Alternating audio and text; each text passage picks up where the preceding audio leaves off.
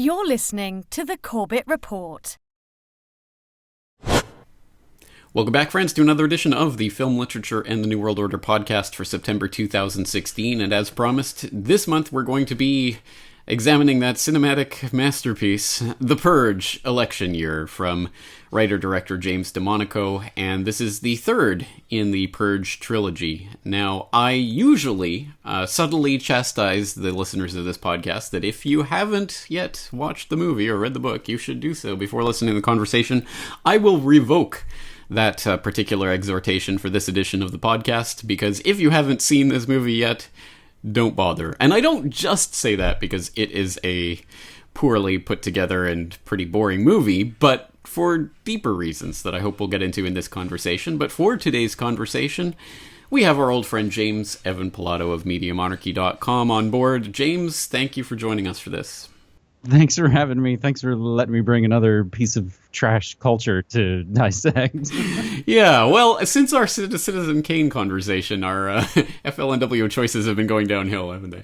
Well, that's of course not the point. We're not here to only to look at the greatest works of literature and film. We're looking at, of course, propaganda narratives and how they influence reality, or how reality is influenced by them, or art mirroring life, mirroring art. So let's get into this turgid piece of trash. It is not a very exciting movie, but it is obviously interesting coming in an election year and talking about this Purge. Now, for people out there who haven't seen this movie, or people like myself who haven't seen the first two movies in this trilogy, can you tell us what is the story of The Purge? I can. So, and I've got some links and things that we can include in the show notes. It's basically, even as Wikipedia would tell you, it's a not too distant future dystopic film where some new government called the New Founding Fathers of America, and it's a little murky as to what happened in America that caused the rise of sort of this new political party and class. But once every year? Yeah, every year they do a 12-hour period where all crime, including murder, is legal. All emergency services are suspended, and people can do whatever they want for this 12-hour period. That's the exact premise of all three of the films. And honestly, James, you watched the worst one. The third one, I watched all three of them. The third one, even as being a, sci-fi junk horror fan for a long time, it was just like, it's not actually even that good a film. As is generally the case, the first one is the best one. So I've heard. So the idea here is anarchy, of course, the way it is usually portrayed, as chaos, blood, and violence, for a 12-hour period once a year. And this one takes place, I believe, a couple of decades after the first one, so it's a little bit further in that not-so-distant future, where one of the survivors of one of the previous Purge, whose parents were murdered in the first Purge, has grown up and is now a senator, and is running against one of these NFFA candidates in a key election. Now, of course, we are here in 2016, obviously looking at the current selection circus, and I think it is probably no coincidence that the Purge election year was released in an election year, and features candidates that, can we say, somehow kind of reflect what we've ultimately ended up here with, at least the Hollywood version of that you have, the sort of cartoonish, ridiculous, violent right-winger versus this crusading, blonde-haired, plucky left woman who's going to, save everyone. Something along those lines. How much of this do you think was intentionally modeled after the election that we're seeing right now? I think that's what's interesting. So all three films were written and directed by the same guy named James Corbett. And that, at least, fortunately for me, that brings it some level of sort of authorship that at least it's like, okay, this is at least a smaller amount of people's story plot instead of something that changes hands from a million different writers and directors. At least I know that it's like, well, it's coming from this guy. Do you know actually what the subtitle of the second movie is called? Anarchy? Okay, yeah, it is. It's called Anarchy. That's so the first one's just The Purge. The second one was called The Purge Anarchy, and the one that came out this summer was The Purge Election Year. I think they're able to probably bust these out so quickly, and maybe they, of course, knew they're not coming out every year. They're kind of putting them out every couple of years.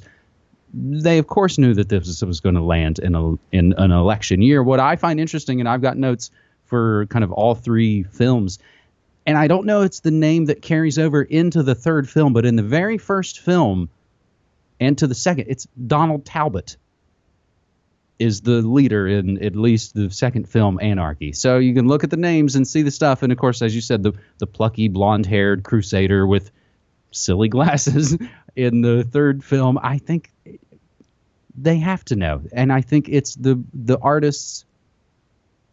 I think they're looking at what goes on in the world and they're kind of interpreting in some way.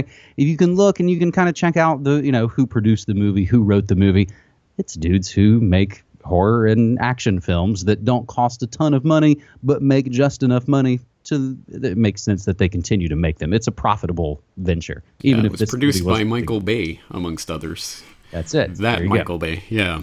So, it's definitely obviously meant to make money, and it did. It succeeded. On a $10 million budget, it has grossed worldwide over $100 million.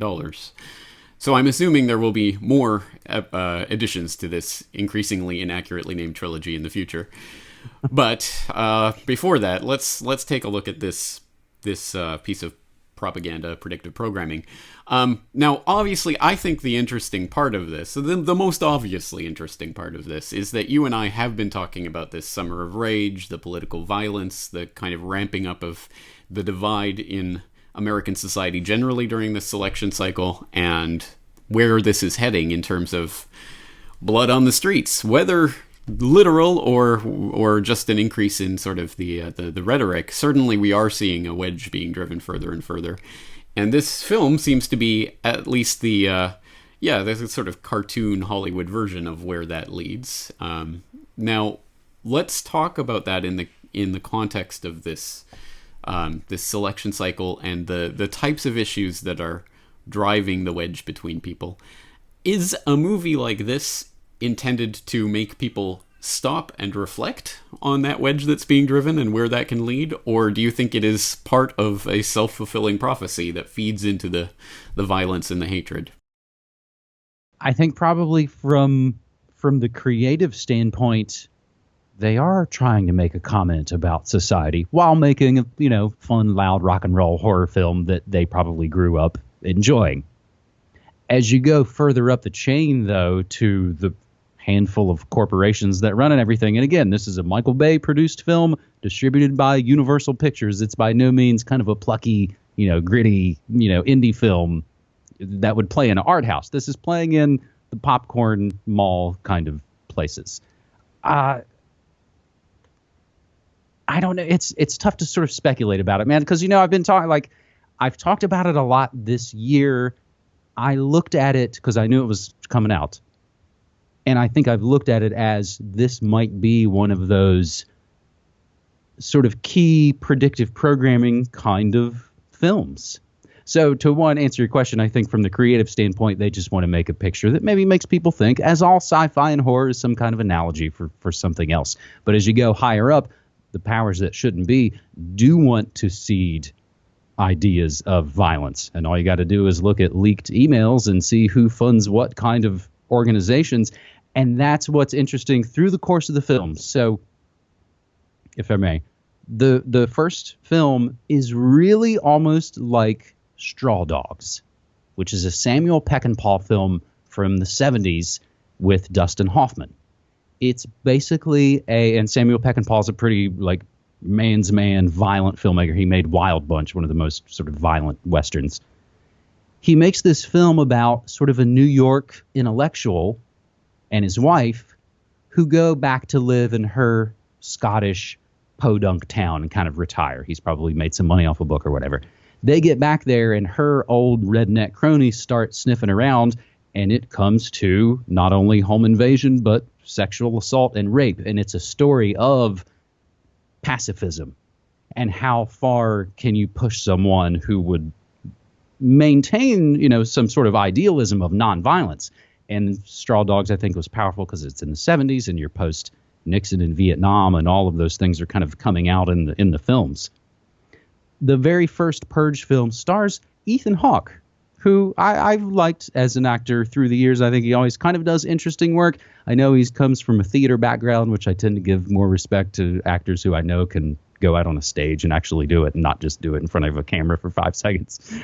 But the first Purge film is essentially Ethan Hawke is a guy who made a lot of money creating home security systems to guard against the Purge. And the films, even from the very beginning, there's never been sort of an origin story, much like in horror films and zombie films. You begin in the middle of the world that has some new chaotic thing, like a zombie apocalypse, or in this case, the Purge. In the first film, Ethan Hawke's a guy who sells home security systems, and as the Purge is coming that night, he knows he and his family are safe because they've got the big security system that he himself created and installed.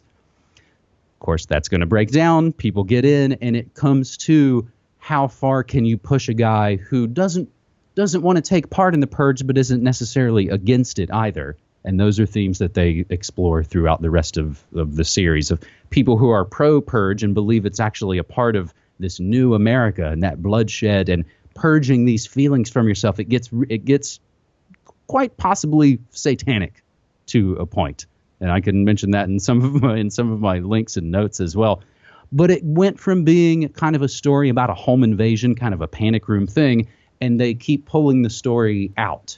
So the second film, Anarchy, really goes to the streets and is maybe arguably the best film of the three, because you then see the people who are the targets of the Purge. And who are they?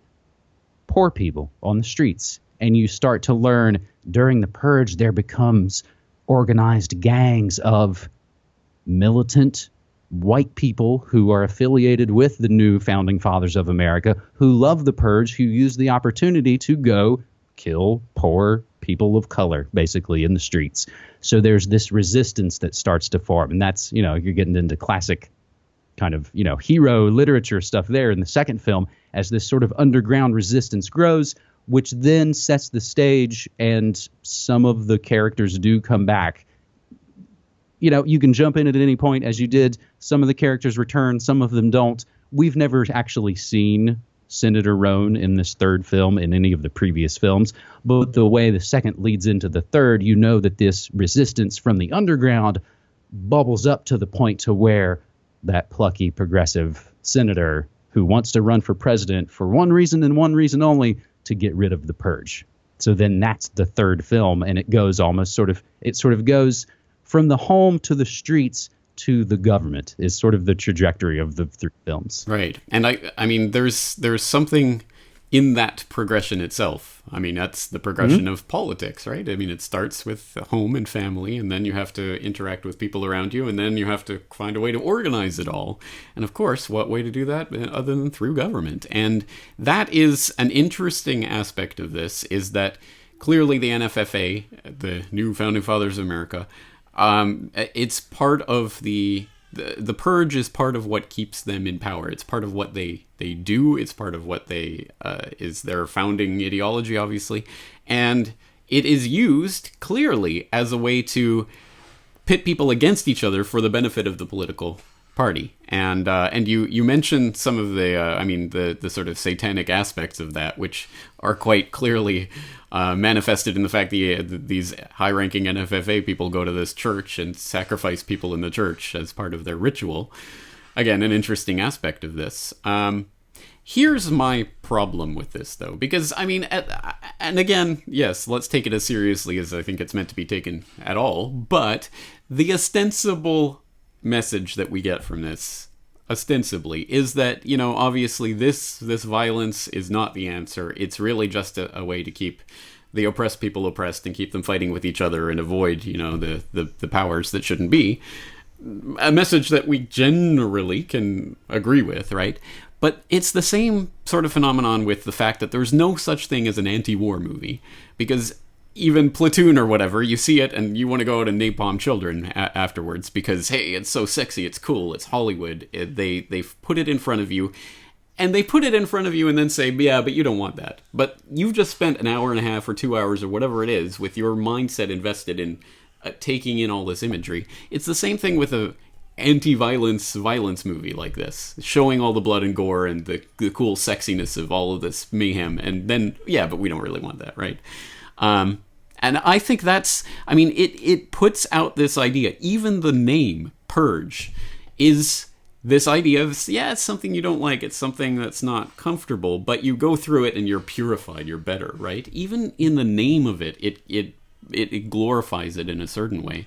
And that's what I dislike about this type of movie intensely so, is that even if it pretends ostensibly to be against it, it is at least presenting it to the audience and putting it in their consciousness that, this is what the government system is about. This is what we have to do in order to keep those other people down. And I know it's ostensibly going against that, but it really does implant that idea in the viewer.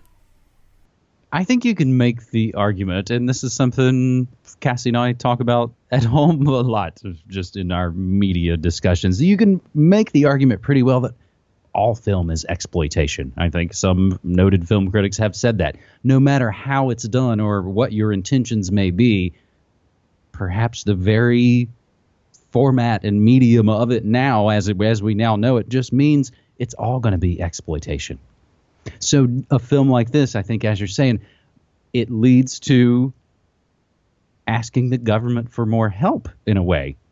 It's still leading back to that police state. It's still leading back to the state as the cause of... Yeah, even in the logic of the film, what is the thing that saves the day at the end?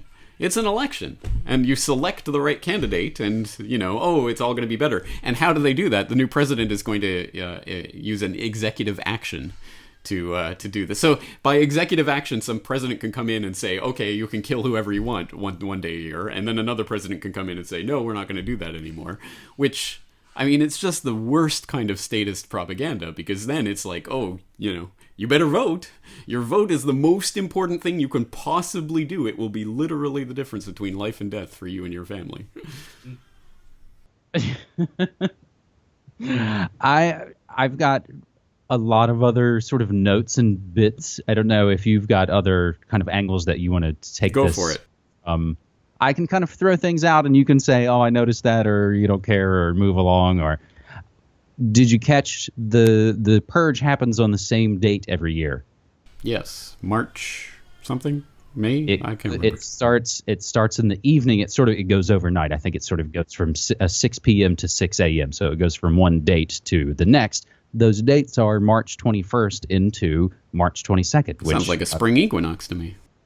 Or 322 for Scott's number. And again, there's a lot of initiation and a lot of that symbolism in these movies. And as you noted, actually, at the end of the most recent film, that voting is the solution to everything. Senator Roan, our hero, wins, who's going to abolish the Purge. And as the film starts to sort of fade to black, you'll hear news clips and blips, but there's unrest and riots in the streets, and the new founding fathers are unhappy with Senator Roan. And that's how the film sort of ends. Right. And that, to me, is the most insidious part of the potential predictive programming of this, because that is where I see this selection cycle going, one way or another. That, Hillary gets selected, and there's going to be a wide swath of the public who are going to be very angry, and who are being primed, not just through this movie, obviously, in a lot of different ways, for rioting and violence and... something next. That's why I think this is so potentially dangerous. And I wonder, though, if simply this is a film that gets, if not targeted, but probably seen by people who are going to be mad when Hillary wins. That plays into the divide and conquer. That plays into, oh, did you hear somebody got punched out at a Trump rally the other day? All of those stories that have been seeded in the media, again, which I've kind of seen this film as just some sort of touchstone in a way. Yeah. But this video, this movie, if anything, seems to be from the Hillary perspective. It's the blonde progressive who's going to save the day and against these evil right-wingers. So, that just exacerbates the sort of tension that's already there. It does. It does. In the first two films, I don't know that it does it in the third. You'll kind of hear, and again, this is what can be enjoyable about seeing a film series is how they'll sort of expand on the world and do the same thing again, but change it a little bit. It's the same reason we enjoy new albums by bands we like. It's like, it's them, but it's a little bit different. They mention, again, some of the montage elements. In the very first film, you'll hear unemployment stands at 1%. And then in the sequel, in Anarchy, you'll actually hear him go, and unemployment stands at 5%. Or to give it like, okay, well, things are starting to crumble a little bit. If they did it in the third film, I didn't catch it. There's a part of the second film, again, as we sort of hit the streets, this is where it first explores, as it goes into in the third film, of a lot of black-on-black violence and crime. In the second film, a lot of the iconography is of sort of old school blacks in voodoo face paint in the posters and the graphic design for the second film. Whereas in this latest one, it's sort of a neon, evil-looking Statue of Liberty kind of mask that's glowing. So again, of course, each film gets its own little graphic design stamp. But the sort of voodoo element of the second film gets into where they realize what's happening with the Purge and that people want slaves to shoot in a sort of most dangerous game kind of fashion, eyes wide shut, weird ceremonies. They're now underground factions that basically get slaves, and it's, again, black on black crime, getting slaves to be given to the purgers to use on Purge night. And that's sort of the element that the second film starts to expose. And it also has Neo kind of Black Panther group that actually saves our heroes in the second film from what they refer to as those rich bitches. So then the third film, the underground kind of hits the mainstream, and there's elements where you suddenly, there's scenes where they say, oh, you're the guy, you're from the resistance. So it follows those kind of classic ways. And you could see, so they, in the third film, there could be a sequel, there might not be, who knows? We, kind of cliffhanger it. Either way, it ends or it doesn't. It makes sense as the third film introduces what they refer to as, and again, you hear these phrases and I kind of make notes and go, oh, that's, those are powerful words. Murder tourism is what it introduces. So in the third film, much like you bring to it as a viewer, by the third time around, you're bringing more awareness to it. So by the third time around in the film, people from around the world are starting to hear about the Purge. So there is murder tourism of people coming to America just to take part in the Purge on this time. So it brings in a sort of international element. And some of the words you'll hear them, I think they say this isn't a drill twice in this film. It's got technological things like using an iPhone to detonate a bomb as our hot sort of secret agent keeps our senator safe through the whole movie. And it's those kind of classic tropes. And again, I mean, a part of this is the idea that all of us, need to go through this violence and bloodletting and get it out of our system, once a year. That's kind of the underlying idea of this, I assume, because we're all just bloodthirsty killers underneath. And the only thing protecting us from being this, this crazy bloodletting society is this. Well, there's laws. There's police, so I won't kill you. If there wasn't police around, I would slash your throat and, drink your blood. But, So if you let that go for 12 hours, it's just going to be total chaos, of course. Mm-hmm. Which, I mean, is the bleakest view of humanity that you can have. That the only thing protecting us from each other is the government, basically. One of my notes just says, initiating normals into violence. And that's, I think, a lot of what the films are about. And that's what you could, again, make the pretty good case that a lot of popular media is now about that. Isn't it funny? The things I heard growing up as, kind of a conservative kid, that media is all evil and it's trying to pervert your mind. And you start to suddenly, because as a kid, you say, oh, that's crazy. That can't be true. And now, 30 years later, I look at it and go, they were maybe more right than they knew. Obviously, the media now is demonstrably more graphic than we had ever seen before. And so that's, I mean, the easy thing, as you said, you always recommend that people watch the films. This isn't anything for the faint at heart by any stretch. And I think, hopefully, James, again, what's the last thing you and I talked about here was Daredevil. And I wanted to talk about it because I found its dark, violent underbelly kind of important. It was like, this is mainstream culture, man. This is comic stuff that teenagers are seeing. And I'm not calling for, it should all be banned or anything. No, of course not. But yeah, I mean, I'm just sick of this kind of dark violence glorification kind of thing trend that's going on, and I just think it's probably best to.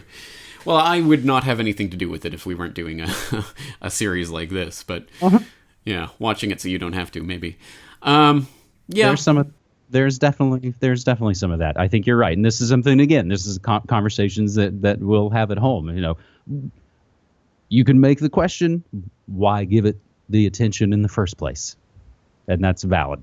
It is valid, and hopefully we will reach a point as a society where people won't care about movies like this, and it will not affect them, because they won't be watching them. That would be a wonderful society to live in. I think, honestly, I think for me, in looking at this, I wanted to sort of talk about it and get it out there, because it feels like it has been sort of part of the zeitgeist, if you will. And like I was saying, there's sort of other elements in the third film of like Black Lives Matter and black on black crime, and it's right in there. It's one of those things that I think it's not even necessarily for people who have seen the movie. I think it's the idea of it. And you hear about this thing. Oh, so because I've heard about this movie series. I've never seen it before, having watched this one for this podcast. And it's just that thing. It's the idea. Oh, 12 hours a year, you kill anyone you want kind of thing. And it's set in the election year this year. Oh, isn't that interesting? I think it's just that idea filtering through to the general consciousness of society, and how that predictively programs people is perhaps even more impactful than the movie itself. Because the people who go to see a movie like this are probably just looking for popcorn horror movie entertainment. And yes, it is going to affect their consciousness, but not directly and not in an overt way. And it's not like people are going here to decide what to do this election year. I think it's more just the idea of this floating around in the zeitgeist that catches people's imagination, and some of the more unhinged people will be drawn to ideas like this and more susceptible to them. And again, I'm not saying that there's going to be a purge coming anytime soon in reality, but I am saying that the idea of violence as some sort of purification is it is a dangerous idea to be playing with, because people will take that seriously. And I mean, our president has a Nobel Peace Prize, but from what I can tell, he's blowing up more countries than any of the guys before him. It is that normalization of violence that from the top all the way down. So does art imitate life, imitate politics? I think yes, and yes. All right. I think that does it from my end. Any other notes you want to go through? I have all kinds of other just sort of little interesting notes of things that struck me at the film. You get these sort of mercenaries, and you'll find they've got Confederate flag patches on their jackets, and then you see a close up and he's got the Nazi SS tattoos on his face. So it brings in all of those things that, again, as someone who works in media and I can tell, like, all those things go in there for a reason. So that's a great reason why I think we can take kind of hopefully a scholarly view, almost kind of film critic view at things that on surface might not seem worth it. But, again, I'll shoot you my links and other things if I find, anything else that's worthy, I'll include in the show notes for you. Yeah, that's a good point. That's one of the themes that I saw they were definitely playing with, was racial tension and that kind of thing.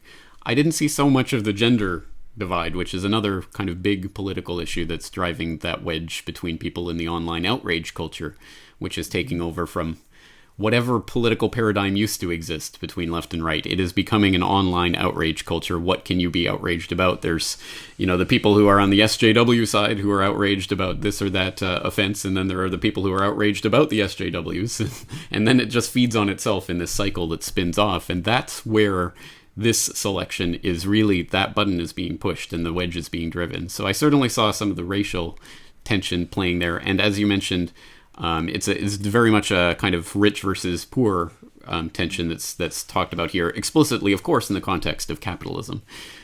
So there's clearly that kind of socialist / Black Lives Matter kind of milieu that's being kind of played on here in the movie itself. one of the scenes that sort of plays out throughout the film is a black shop owner who's obviously owned the convenience store on the block for a long, long time. Young, thuggish black girls come in and starting to kind of beat the place up and start to shoplift. They get halted from shoplifting by our hero from the previous film, who comes in and basically threatens to kick their butts. But when they leave, they threaten and, of course, promise that they will be back. And I want my candy, old man. And it becomes this sort of weird childlike thing. So classic generational fear of older generations are afraid the younger ones are going to wake up, yawn, and kill them. So this shop owner who's owned this store for a long time, one of the lines he said that I wrote down, this is the last thing I'll mention too. He said, "Hope can lead to a lot of letdown," using the language of Obama and the Obama years, as we sort of see the letdown and people feeling like they're now sort of justified to get their candy, old man.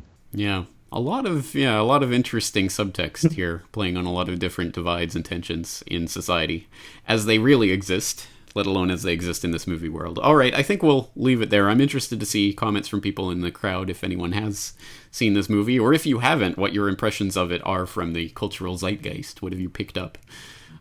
That's another interesting aspect of this, because as I say, that might be even more important than the actual propaganda in the movie itself, which, it made a lot of money, but it's not Star Wars or Jurassic Park or anything.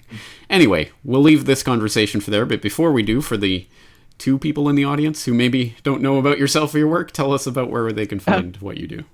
I was actually excited to hear if you were going to say what the next movie for the next month is. Or article or book or whatever it is. Hey, I'm James Evan Pilato from MediaMonarchy.com. I've been doing it since 9/11/2005.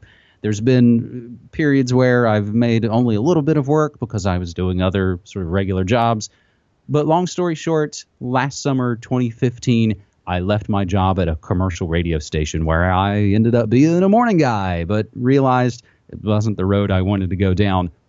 I sort of relaunched Media Monarchy last fall, and really in earnest at the turn of 2016, where now every day, Monday through Friday, I do 2 live shows a day. I do a morning news show called The Morning Monarchy, and I also do an hour-long DJ set, music being and radio being one of my main kind of backgrounds. And for me, it's really starting to get, it's what I want Media Monarchy more to be.